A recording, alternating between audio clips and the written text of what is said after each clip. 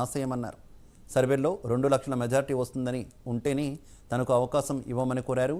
అలాగే తనకి పార్లమెంటుకు పోటీ చేయడమే ప్రాధాన్యతగా చెప్పుకొచ్చారు. కూటమి తరపున ప్రజాక్షేత్రంలో ఉంటానని వ్యాఖ్యానించారు.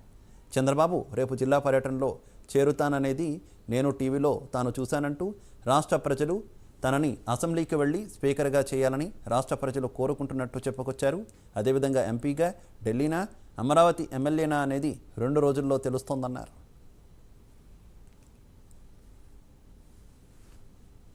మరి దేవుడు ఏం రాశాడో, ఈ నాయకులు ఏం రాయబోతున్నారో 1-2 రోజుల్లో తెలుస్తుంది.